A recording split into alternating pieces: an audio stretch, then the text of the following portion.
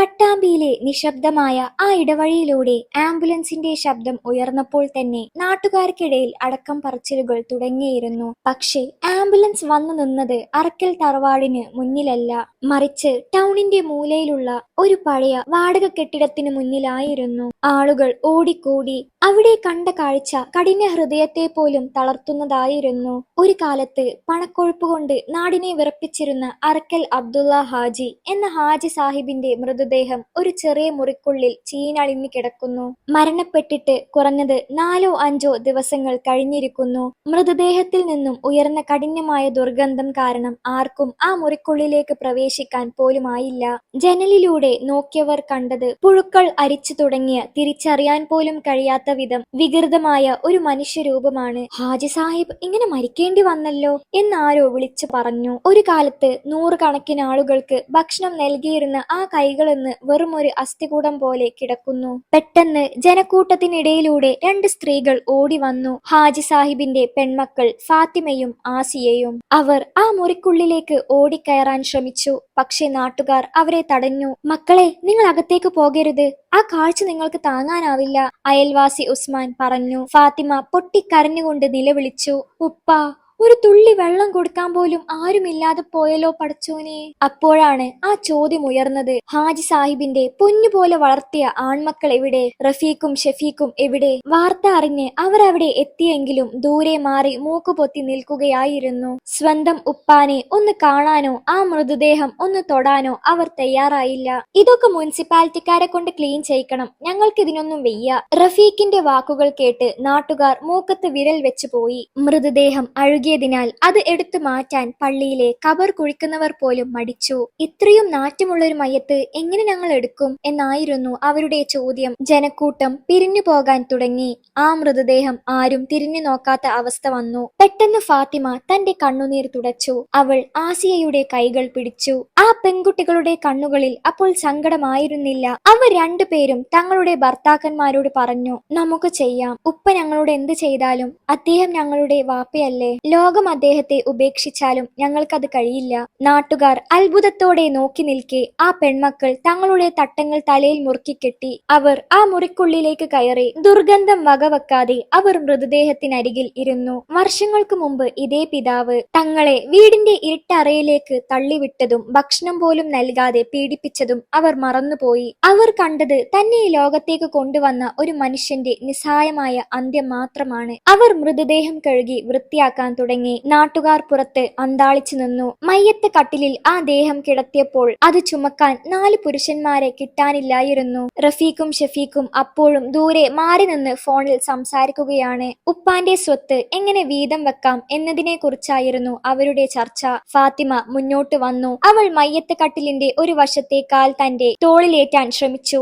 ആസിയ മറുവശത്ത്. അവരുടെ ഭർത്താക്കന്മാർ ബാക്കി 2 വശവും പിടിച്ചു. ഇതെന്ത് മര്യാദക്കേടാണ്, സ്ത്രീകൾ മയ്യത്ത് ചുമക്കുകയോ എന്ന് ചിലർ മുറുമുറുത്തു. പക്ഷേ പള്ളിയിലെ ഉസ്താദ് അവിടെ എത്തി പറഞ്ഞു, സ്വന്തം മക്കൾ പിതാവിനെ ഉപേക്ഷിച്ചപ്പോൾ ഈ പെൺമക്കൾ കാണിക്കുന്ന മനസ്സ് അള്ളാഹു കാണുന്നുണ്ട്, ആരും തടയരുത്. നാട്ടുകാരുടെ കണ്ണുകളിൽ അന്ന് ആദ്യമായി ഹാജി സാഹിബിന്റെ പെൺമക്കളോട് ബഹുമാനം തോന്നി. പ്രതാപശാലിയായ അറക്കൽ ഹാജി സാഹിബിന്റെ അന്ത്യയാത്ര, അദ്ദേഹത്തിന്റെ ശാപങ്ങൾ എന്ന് അദ്ദേഹം വിളിച്ചിരുന്ന ആ പെൺമക്കളുടെ തോളിലായിരുന്നു. പണവും പ്രതാപവും ആൺമക്കളോടുള്ള അന്ധമായ സ്നേഹവും ഹാജി സാഹിബിനെ എവിടെ എത്തിച്ചുവെന്നതിന്റെ ആദ്യ സൂചനയായിരുന്നു ആ അന്ത്യയാത്ര. അറക്കൽ തറവാട് എന്ന് കേട്ടാൽ പട്ടാമ്പിക്കാർക്ക് ഒരു കാലത്ത് ഭയവും ബഹുമാനവുമായിരുന്നു. ആ തറവാടിന്റെ കവാടം കടന്ന് അകത്തേക്ക് ചെല്ലാൻ സാധാരണക്കാർക്ക് ധൈര്യമില്ലായിരുന്നു. അതിന്റെ അധിപനായ അബ്ദുള്ള ഹാജി സാഹിബ് തന്റെ തറവാട്ട് മഹിമയിലും കുന്നുകൂടിയ പണത്തിലും അഹങ്കരിച്ച് ജീവിച്ചു. അദ്ദേഹത്തിന്റെ വാക്കായിരുന്നു ആ നാട്ടിലെ നിയമം. എന്നാൽ ആ പ്രതാപത്തിന് പിന്നിൽ ഒരു കല്ലുറച്ച ഹൃദയമുണ്ടായിരുന്നു എന്ന് വിരലിലെണ്ണാവുന്നവർക്ക് മാത്രമേ അറിയുള്ളൂ. ഹാജി സാഹിബിന്റെ ചിന്താഗതികൾ വളരെ വിചിത്രമായിരുന്നു. പെണ്ണായി ജനിക്കുന്നത് ഒരു ശാപമാണെന്ന് അദ്ദേഹം വിശ്വസിച്ചു. ഇതിനൊരു കാരണമുണ്ടായിരുന്നു. ഹാജി സാഹിബിന്റെ ജനനത്തോടെയാണ് അദ്ദേഹത്തിന്റെ ഉമ്മ മരിച്ചത്. തന്റെ ഉമ്മയുടെ മരണത്തിന് കാരണം തന്റെ ജനനമാണെന്ന് വിശ്വസിക്കുന്നതിനു പകരം സ്ത്രീകൾ പൊതുവെ പുരുഷന്മാരുടെ ജീവിതത്തിൽ ദുരന്തങ്ങൾ കൊണ്ടുവരുന്നവരാണെന്ന് അദ്ദേഹത്തിന്റെ പിതാവും വലിയുപ്പയും അദ്ദേഹത്തെ പഠിപ്പിച്ചു.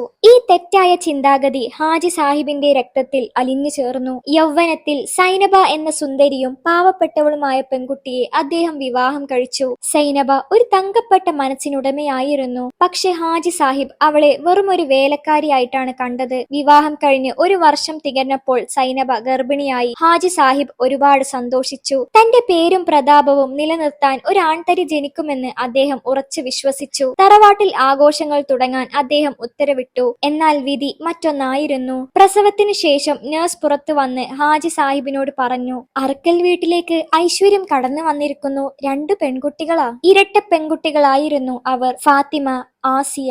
ഈ വാർത്ത കേട്ടതും ഹാജി സാഹിബിന്റെ മുഖം കറുത്തു. സന്തോഷം വിദ്വേഷമായി മാറി. തന്റെ പ്രതീക്ഷകൾ തകർത്ത ആ പിഞ്ചു കുഞ്ഞുങ്ങളെ കാണാൻ പോലും അദ്ദേഹം തയ്യാറായില്ല. ആശുപത്രിയുടെ വരാന്തയിൽ വെച്ച് അദ്ദേഹം ആക്രോശിച്ചു, എനിക്ക് പെൺമക്കളല്ല വേണ്ടത്, എന്റെ വംശം നിലനിർത്താൻ ആൺകുട്ടികളാണ് വേണ്ടത്. വീട്ടിലെത്തിയ ഉടനെ ഹാജി സാഹിബിന്റെ ക്രൂരത തുടങ്ങി. പ്രസവം കഴിഞ്ഞ് അവശയായിരുന്ന സൈനബയെ അദ്ദേഹം ചീത്ത വിളിച്ചു. നീ എനിക്ക് നൽകിയത് 2 ശപിക്കപ്പെട്ട ജന്മങ്ങളെയാണ്. ഇതിന് നീ മറുപടി പറയേണ്ടി വരും. ഫാത്തിമയെയും ആസിയയെയും തറവാടിന്റെ പ്രധാന ഭാഗത്ത് താമസിപ്പിക്കാൻ അദ്ദേഹം അനുവദിച്ചില്ല. തറവാടിന്റെ പുറകുവശത്ത് പണ്ട് വേലക്കാർ താമസിച്ചിരുന്ന ഒരു പഴയ ചെറിയ മുറി ഉണ്ടായിരുന്നു. ആ കുഞ്ഞുങ്ങളെയും സൈനബയെയും അങ്ങോട്ടേക്ക് മാറ്റി. ഫാത്തിമയും ആസിയയും വളർന്നത് ആ ഇരുട്ടടഞ്ഞ മുറിയിലായിരുന്നു. അവരുടെ കരച്ചിൽ കേൾക്കുമ്പോൾ ഹാജി സാഹിബ് ദേഷ്യപ്പെടുമായിരുന്നു. ആ ശപിക്കപ്പെട്ടവറ്റങ്ങളുടെ ശബ്ദം ഇങ്ങോട്ട് കേൾക്കരുത്, അദ്ദേഹം പറയും. ഒരു പഴയ വേലക്കാരിയായിരുന്നു ആ കുഞ്ഞുങ്ങളെ നോക്കാൻ സൈനബയെ സഹായിച്ചിരുന്നത്. ഹാജി സാഹിബ് ആ മക്കൾക്ക് നല്ല വസ്ത്രങ്ങളോ കളിപ്പാട്ടങ്ങളോ വാങ്ങി നൽകിയില്ല. അയൽപ്പക്കത്തെ കുട്ടികൾ സ്കൂളിൽ പോകുന്നത് ജനലിലൂടെ നോക്കി നിൽക്കാനേ ആ കുഞ്ഞുങ്ങൾക്ക് കഴിഞ്ഞിരുന്നുള്ളൂ. 2 വർഷങ്ങൾക്ക് ശേഷം സൈനബ വീണ്ടും ഗർഭിണിയായി. ഹാജി സാഹിബ് പള്ളിയിൽ നേർച്ചകൾ നേർന്നു. ഇത്തവണ അള്ളാഹു അദ്ദേഹത്തിന്റെ പ്രാർത്ഥന കേട്ടു. സൈനബ ഇരട്ട ആൺകുട്ടികൾക്ക് ജന്മം നൽകി, റഫീഖും ഷഫീഖും. ഹാജി സാഹിബിന്റെ സന്തോഷത്തിന് അതിരുകളില്ലായിരുന്നു. അദ്ദേഹം പട്ടാമ്പി നഗരത്തിൽ മുഴുവൻ മധുരം വിതരണം ചെയ്തു. ആൺമക്കൾ ജനിച്ചതോടെ ഫാത്തിമയെയും ആസിയയെയും ജീവിതം കൂടുതൽ നരകതുല്യമായി. ഇതാണെന്റെ ചോര, എന്റെ അഭിമാനം, റഫീഖിനെയും ഷഫീഖിനെയും എടുത്തുയർത്തി ഹാജി സാഹിബ് പറയുമായിരുന്നു. ആൺകുട്ടികൾക്ക് പട്ടുതുണികളും സ്വർണ്ണാഭരണങ്ങളും നൽകി. അവർ തറവാട്ടിലെ രാജകുമാരന്മാരെ പോലെ വളർന്നു. അതേസമയം ഫാത്തിമയും ആസിയയും 10ാം വയസ്സിൽ തന്നെ തറവാട്ടിലെ എല്ലാ പണികളും ചെയ്യാൻ നിർബന്ധിതരായി. പുലർച്ചെ എഴുന്നേറ്റ് മുറ്റമടിക്കണം, പാത്രങ്ങൾ കഴുകണം, തറ തുടക്കണം. ഒരു ഉപ്പയുടെ മക്കളാണെങ്കിലും ഒരു വീട്ടിൽ അവർ 2 തട്ടിലായിരുന്നു. സൈനബ തന്റെ മക്കൾക്കായി കണ്ണീരോടെ പ്രാർത്ഥിക്കും. എന്റെ കുട്ടികളെ നീ കൈവിടല്ലേ തമ്പുരാനെ എന്നവൾ തേങ്ങുമായിരുന്നു. ഒരിക്കൽ ഫാത്തിമ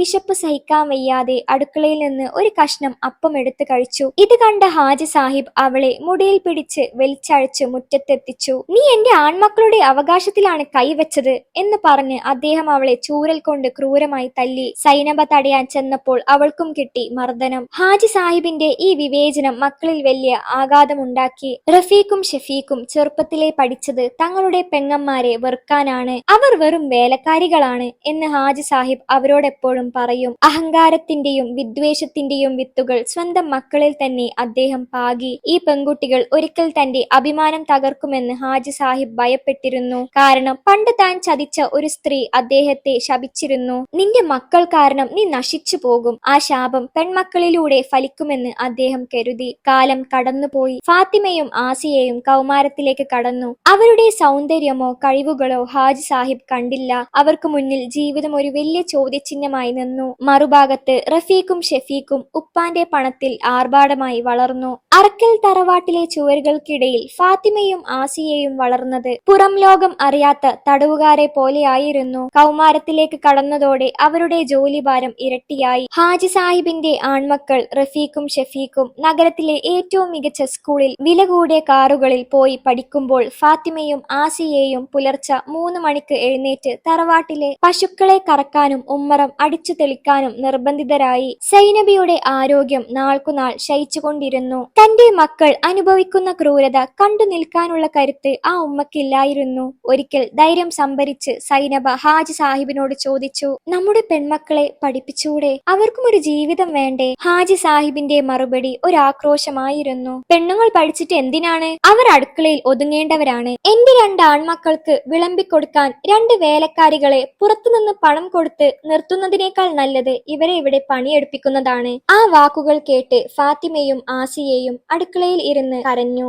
അവർക്ക് ആഗ്രഹം പഠിക്കാനായിരുന്നില്ല, മറിച്ച് ഉപ്പാന്റെ അടുത്തുനിന്ന് ഒരു ചെറിയ സ്നേഹപ്രകടനം മാത്രമായിരുന്നു. പക്ഷേ ഹാജി സാഹിബ് അവരെ നോക്കുമ്പോൾ അദ്ദേഹത്തിന്റെ കണ്ണുകളിൽ വെറുപ്പ് മാത്രമാണ് കണ്ടത്. കുറച്ചു കാലം കൂടിയും കഴിഞ്ഞപ്പോൾ സൈനബ ഈ ലോകത്തോട് വിട പറഞ്ഞു. മരിക്കുമ്പോൾ അവൾ ആ പെൺമക്കളുടെ കൈ പിടിച്ച് പറഞ്ഞു, മക്കളെ ക്ഷമിക്കുക, അള്ളാഹു നിങ്ങളെ കൈവിടില്ല.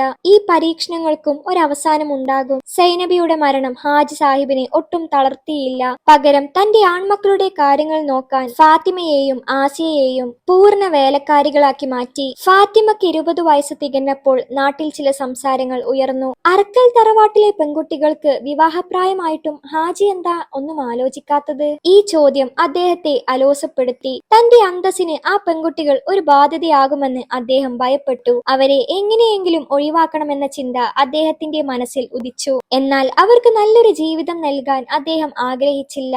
ഒരു ദിവസം വൈകുന്നേരം ഹാജി സാഹിബ് ഫാത്തിമയെ വിളിച്ചു. നിന്റെ നിക്കാഹ് നിശ്ചയിച്ചിട്ടുണ്ട്, അടുത്ത ആഴ്ചയാണ് കല്യാണം. ഫാത്തിമയുടെ ഉള്ളിൽ ഒരു ചെറിയ പ്രതീക്ഷ ഉയർന്നു. ഒരു പക്ഷേ ഉപ്പ സ്നേഹത്തോടെ തന്നെ മറ്റൊരാൾക്ക് നൽകുകയാണോ? പക്ഷേ അദ്ദേഹം അടുത്തതായി പറഞ്ഞ വാക്കുകൾ അവളുടെ ഹൃദയം തകർത്തു. നമ്മുടെ പറമ്പിൽ പണിയെടുക്കുന്ന കാസിമില്ലേ, അവന്റെ കൂടെ നീ പോയിക്കോളണം. എന്റെ വീട്ടിലെ ജോലിക്കാരന് നിന്നെ നിക്കാഹ് ചെയ്ത് തരുന്നു. നീ ഈ തറവാടിന്റെ പടിക്ക് പുറത്താകണം, അത്രേ എനിക്ക് വേണ്ടൂ. നാട്ടുകാർ ഞെട്ടിപ്പോയി. ലക്ഷപ്രഭുവായ ഹാജി സാഹിബ് തന്റെ മകളെ സ്വന്തം വേലക്കാരന് നൽകുന്നു. അതൊരു സ്നേഹവിവാഹമായിരുന്നില്ല, മറിച്ച് അവളെ അപമാനിക്കാനുള്ള അദ്ദേഹത്തിന്റെ തന്ത്രമായിരുന്നു. ഫാത്തിമ കരഞ്ഞുകൊണ്ട് അദ്ദേഹത്തിന്റെ കാല് പിടിച്ചു. ഉപ്പ, ഞാൻ എന്ത് തെറ്റാണ് ചെയ്തത്? എന്നെ ഇങ്ങനെ അപമാനിക്കരുത്. പക്ഷേ ഹാജി സാഹിബ് അവളെ ചവിട്ടി മാറ്റി. നീ ജനിച്ചത് തന്നെ എനിക്ക് ശാപമാണ്, വേഗം ഇറങ്ങിപ്പോകാൻ നോക്ക്. ആസിയയുടെ കാര്യത്തിൽ അദ്ദേഹം ഇതിലും ക്രൂരമായ തീരുമാനമാണ് എടുത്തത്. നാട്ടിലെ അറിയപ്പെടുന്ന ഒരു മദ്യപാനിയും ചീത്ത സ്വഭാവക്കാരനുമായ അബ്ദുവിനെയാണ് അദ്ദേഹം അവൾക്കായി കണ്ടെത്തിയത്.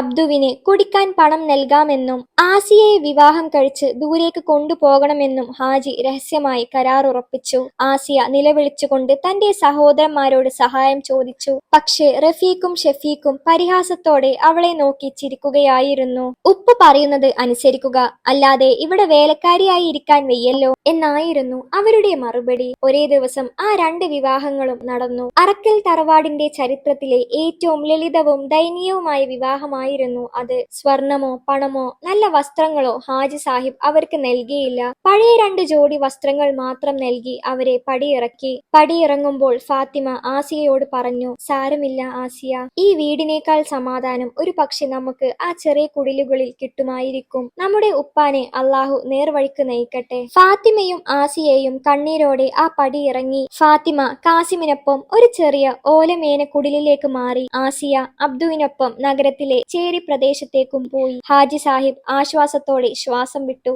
ഇനി ശപിക്കപ്പെട്ടവറ്റങ്ങളുടെ നിഴൽ പോലും ഈ വീട്ടിലുണ്ടാവില്ല.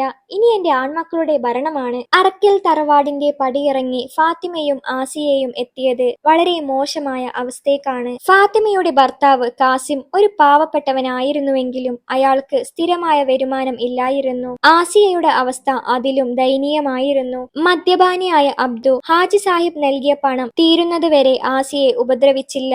എന്നാൽ പണം തീർന്നതോടെ അവൻ അവളുടെ മേൽ കൈവെക്കാൻ തുടങ്ങി. ഒരു രാത്രി മദ്യലഹരിയിൽ വന്ന് അബ്ദു ആസിയെ അടിച്ചു പുറത്താക്കി. മഴയത്ത് കരഞ്ഞു നിലവിളിച്ച ആസിയെ കാണാൻ ഫാത്തിമ എത്തി. കരയണ്ട ആസിയ, നമ്മുടെ ഉമ്മ പറഞ്ഞിട്ടുണ്ട്, ക്ഷമിക്കുന്നവരുടെ കൂടെയാണ് അള്ളാഹുവെന്ന്. നമുക്ക് പണിയെടുക്കാം, ആരുടെയും മുന്നിൽ കൈനീട്ടാതെ ജീവിക്കാം. ആ വാക്കുകൾ അവർക്ക് കരുത്തായി. ഫാത്തിമയും ആസിയയും ചേർന്ന് തുന്നൽ ജോലി പഠിച്ചു. രാത്രി മുഴുവൻ വിളക്കിന്റെ വെളിച്ചത്തിൽ അവർ വസ്ത്രങ്ങൾ തുന്നി. കാസിം പകൽ അന്തിയോളം പറമ്പിൽ പണിയെടുത്തു. പതുക്കെ പതുക്കെ അവരുടെ ജീവിതത്തിൽ മാറ്റങ്ങൾ വന്നു തുടങ്ങി. ആസിയയുടെ സ്നേഹത്തിനു മുന്നിൽ അബ്ദുവിന് മാറ്റം വന്നു. അവൾ അവനെ സ്നേഹം കൊണ്ട് കീഴടക്കി. ഒടുവിൽ അവൻ മദ്യപാനം ഉപേക്ഷിക്കുകയും കാസിമിനോടൊപ്പം പണിക്ക് പോകാനും തുടങ്ങി. അവർ ഒരു ചെറിയ വാടക വീട്ടിൽ ഒന്നിച്ച് താമസിക്കാൻ തുടങ്ങി. കഷ്ടപ്പാടുകൾക്കിടയിലും ആ 2 സഹോദരിമാർ അവിടെ സമാധാനം കണ്ടെത്തി. മറുഭാഗത്ത് അറക്കൽ തറവാട്ടിൽ കാര്യങ്ങൾ തകിടം മറിയുകയായിരുന്നു. റഫീഖും ഷഫീഖും ഹാജി സാഹിബ് നൽകിയ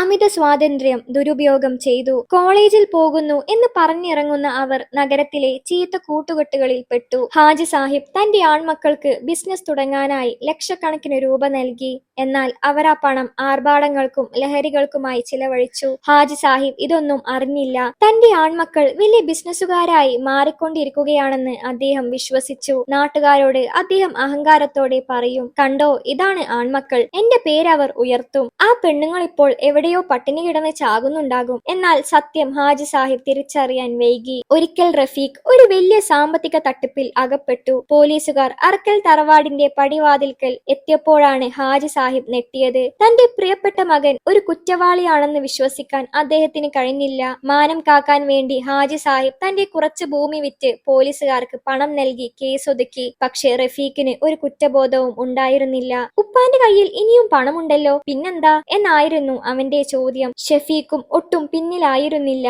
അവൻ തന്റെ വിവാഹത്തിനായി നിർബന്ധം പിടിച്ചു. തന്റെ അന്തസ്സിനു ചേർന്ന ഒരു വലിയ വീട്ടിൽ നിന്ന് തന്നെ വിവാഹം വേണമെന്ന് അവൻ വാശി പിടിച്ചു. ഹാജി സാഹിബ് തന്റെ സാമ്പത്യത്തിന്റെ നല്ലൊരു ഭാഗം ഷഫീഖിന്റെ ആർഭാട വിവാഹത്തിനായി ചിലവഴിച്ചു. ലക്ഷങ്ങൾ പൊട്ടിച്ചു നടത്തിയ ആ വിവാഹത്തിന് തന്റെ പെൺമക്കളെ അദ്ദേഹം വിളിച്ചതേയില്ല. ഫാത്തിമയും ആസിയയും പഴയ വസ്ത്രങ്ങൾ തുന്നിക്കിട്ടിയ പണം കൊണ്ട് ഉപ്പാക്ക് ഒരു ജോഡി പുത്തൻ വസ്ത്രം വാങ്ങി തറവാടിന്റെ ഗേറ്റിന് മുന്നിൽ എത്തിച്ചു. എന്നാൽ ഹാജി സാഹിബ് അത് വാങ്ങി വലിച്ചെറിഞ്ഞു. നിങ്ങളുടെ മുഷിഞ്ഞ തുണി എനിക്ക് വേണ്ട, എന്റെ മക്കൾ എനിക്ക് പട്ടുതുണികൾ വാങ്ങിത്തരും. ദരിദ്രരായ നിങ്ങൾ ഇങ്ങോട്ട് വരരുത്. കണ്ണീരോടെ അവർ മടങ്ങി. ഹാജി സാഹിബ് തന്റെ ആൺമക്കൾക്ക് നൽകിയ സ്നേഹം വെറും മണലിൽ കെട്ടിയ വീട് പോലെയാണെന്ന് കാലം തെളിയിക്കാൻ പോവുകയായിരുന്നു. ഷഫീഖിന്റെ വിവാഹത്തോടെ അറക്കൽ തറവാട്ടിൽ പുതിയ കലഹങ്ങൾ തുടങ്ങി. മരുമക്കൾ വന്നതോടെ ഹാജി സാഹിബ് തന്റെ വീട്ടിലൊരു തടസ്സമായി മാറാൻ തുടങ്ങി. ഹാജി സാഹിബ് തന്റെ ആൺമക്കൾക്കായി എല്ലാതും എഴുതി കൊടുക്കാൻ തീരുമാനിച്ചു. ഇനിയെല്ലാം അവർ നോക്കിക്കോളും അദ്ദേഹം കരുതി.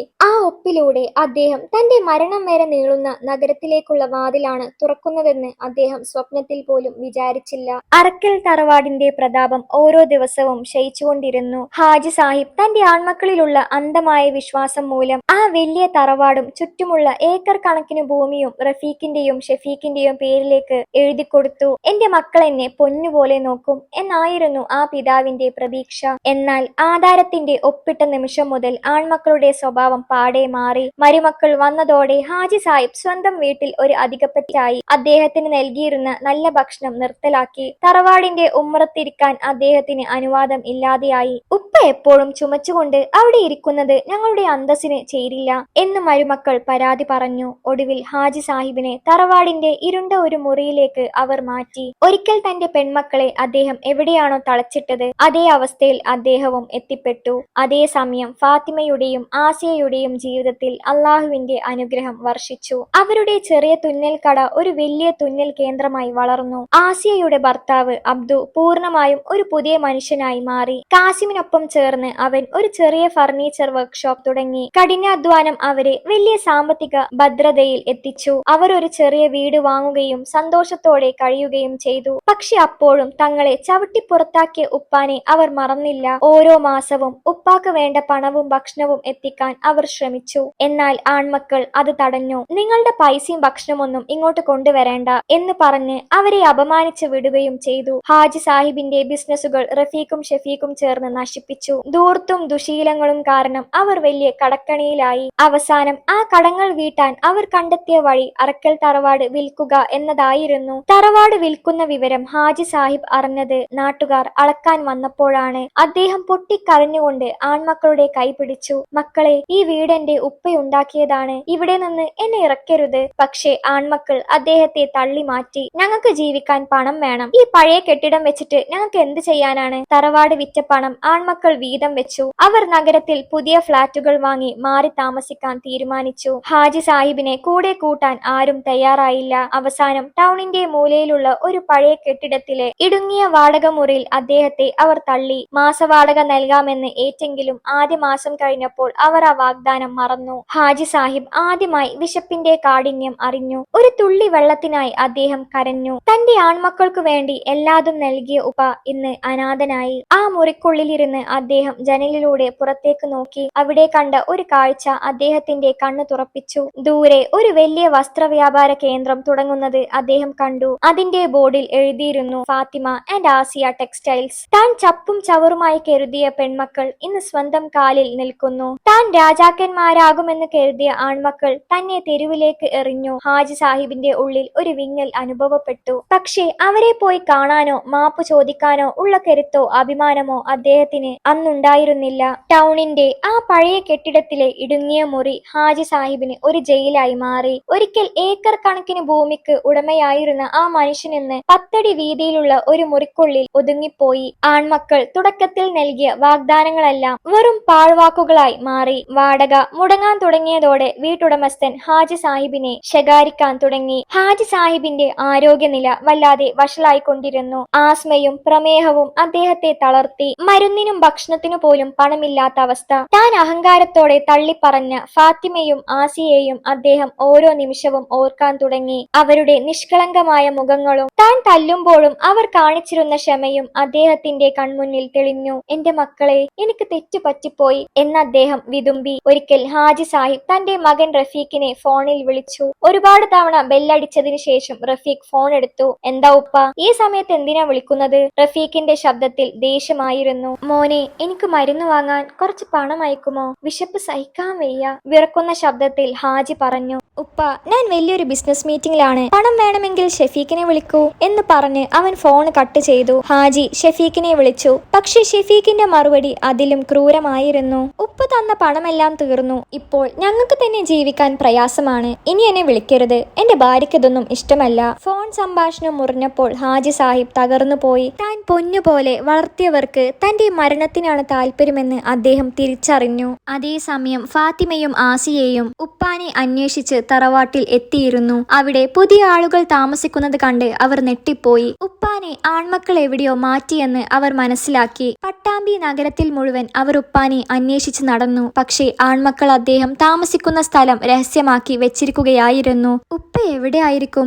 ആസിയ ഫാത്തിമയെ കെട്ടിപ്പിടിച്ച് കരഞ്ഞു. ഒരു വൈകുന്നേരം രോഗം മൂർച്ഛിച്ച ഹാജി സാഹിബിന് നടക്കാൻ പോലും വയ്യാതെയായി. മുറിക്കുള്ളിൽ വീണ് കിടക്കുന്ന അദ്ദേഹത്തെ സഹായിക്കാൻ ആരുമില്ലായിരുന്നു. തന്റെ ആയുസ്സിൽ താൻ ചെയ്ത ക്രൂരതകൾ ഓരോന്നായി അദ്ദേഹത്തിന്റെ ഓർമ്മയിൽ വന്നു. ഫാത്തിമയുടെ വിവാഹ ദിവസം അവളെ അപമാനിച്ച് പടിയിറക്കിയതും ആസിയയെ ഒരു മദ്യപാനിക്ക് എറിഞ്ഞു കൊടുത്തതും അദ്ദേഹത്തെ വേട്ടയാടി. എന്റെ പഠിച്ചവനെ, എനിക്കെന്റെ മക്കളെ ഒന്ന് കാണാൻ അവസരം നൽകണേ. ഒരു വട്ടം കൂടി ആ മക്കൾ എന്നെ ഉപ്പ എന്ന് വിളിക്കുന്നത് കേൾക്കാൻ എനിക്ക് മോഹമുണ്ട്. പക്ഷെ വിധി അപ്പോഴും അദ്ദേഹത്തിനു മുന്നിൽ മുഖം തിരിച്ചു നിൽക്കുകയായിരുന്നു. ഹാജി സാഹിബിന്റെ രോഗം കൂടി. അദ്ദേഹത്തിന്റെ ശ്വാസതടസ്സം കൂടി വന്നു. ഒരു തുള്ളി വെള്ളത്തിനായി അദ്ദേഹം തന്റെ മക്കളുടെ പേര് വിളിച്ചുകൊണ്ടിരുന്നു. പക്ഷെ ആരും വന്നില്ല. ആ ഇരുണ്ട മുറിയിൽ വിശപ്പിന്റെയും ദാഹത്തിന്റെയും കാഠിന്യം അദ്ദേഹം അറിഞ്ഞു. താൻ സമ്പാദിച്ച കോടികൾക്കൊന്നും ആ നിമിഷം ഒരു വിലയുമില്ലെന്ന് അദ്ദേഹം തിരിച്ചറിഞ്ഞു. മരണത്തിന് തൊട്ടു മുമ്പ് അദ്ദേഹം കട്ടിലിൽ നിന്ന് താഴേക്ക് വീണു. തന്റെ വിറക്കുന്ന കൈകൾ കൊണ്ട്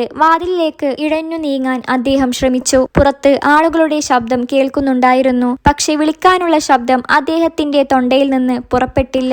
തന്റെ പെൺമക്കളെ കുറിച്ചുള്ള ഓർമ്മകൾ അദ്ദേഹത്തിന്റെ മനസ്സിൽ മിന്നിമറഞ്ഞു. എന്റെ മക്കളെ, എനിക്ക് മാപ്പ് നൽകൂ എന്ന് ഹൃദയം കൊണ്ട് അദ്ദേഹം തേങ്ങി. ഒടുവിൽ ആ തണുത്ത തറയിൽ കിടന്ന് ആരും കാണാതെ ആരും കേൾക്കാതെ ഹാജി സാഹിബ് തന്റെ അവസാന ശ്വാസം വിട്ടു. പ്രതാപശാലിയായ ആ മനുഷ്യൻ ഒരു അനാഥനെ പോലെ ആ മുറിക്കുള്ളിൽ വിടവാങ്ങി. ദിവസങ്ങളോളം ആ ശരീരം അവിടെ കിടന്നു. മൃതദേഹം അഴുകാൻ തുടങ്ങി. ചവറുകൾക്കിടയിൽ ആ ദുർഗന്ധം തങ്ങി നിന്നു. അയൽവാസികളാരോ ആ നാറ്റമറിഞ്ഞ് തുടങ്ങിയിരുന്നു. പക്ഷെ പൊന്നുപോലെ വളർത്തിയ ആൺമക്കൾ അപ്പോഴും ഉപ്പ മരിച്ച വിവരം അറിഞ്ഞതേയില്ല.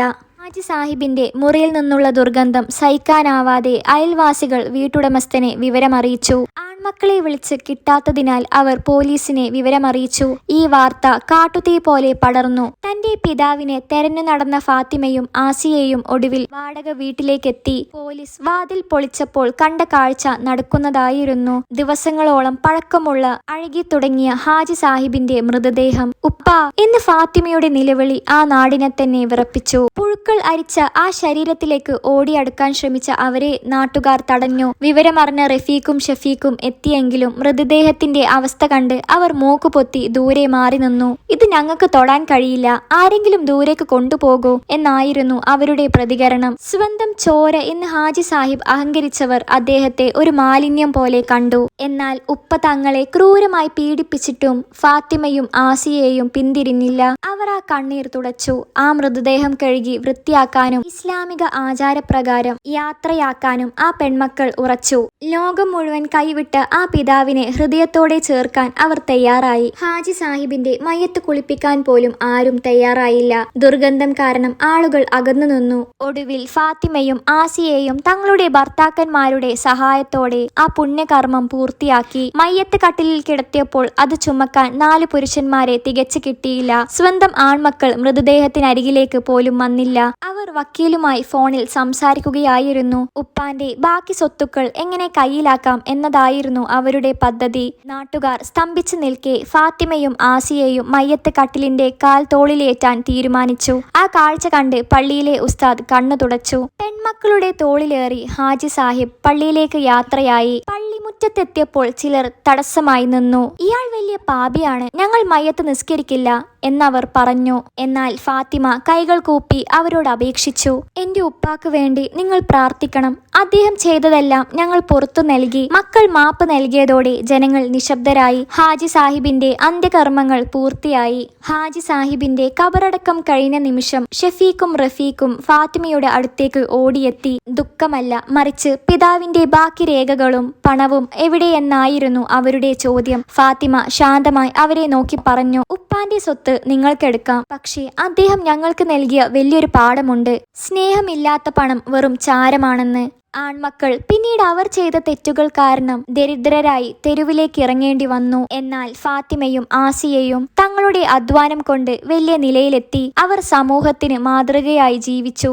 എല്ലാ വെള്ളിയാഴ്ചയും അവർ ഉപ്പാന്റെ കബറിനടുത്തെത്തി പ്രാർത്ഥിക്കുമായിരുന്നു. ഹാജി സാഹിബ് തന്റെ ജീവിതകാലം മുഴുവൻ വെറുത്ത ആ പെൺമക്കൾ മാത്രമായിരുന്നു അദ്ദേഹത്തിന്റെ പരലോകത്തെ ഏക ആശ്വാസം. പെൺമക്കൾ ശാപമല്ല, മറിച്ച് അനുഗ്രഹമാണെന്ന് ആ നാട് തിരിച്ചറിഞ്ഞു. പ്രതാപവും പണവും കൺമുന്നിൽ നിന്ന് മറഞ്ഞാലും സ്നേഹത്തോടെയും ക്ഷമയോടെയും കൂടെ നിൽക്കുന്നവരാണ് യഥാർത്ഥ സമ്പാദ്യം. വലിയ തറവാടിന്റെ കഥ ഇന്ന് പട്ടാമ്പിക്കാർക്ക് ഒരു ഓർമ്മപ്പെടുത്തലാണ്. അഹങ്കാരം ഒരു മനുഷ്യനെ എവിടെ എത്തിക്കും എന്നതിന്റെയും സ്നേഹം എങ്ങനെ മുറിവുകൾ ഉണക്കും എന്നതിന്റെയും വലിയ പാഠം.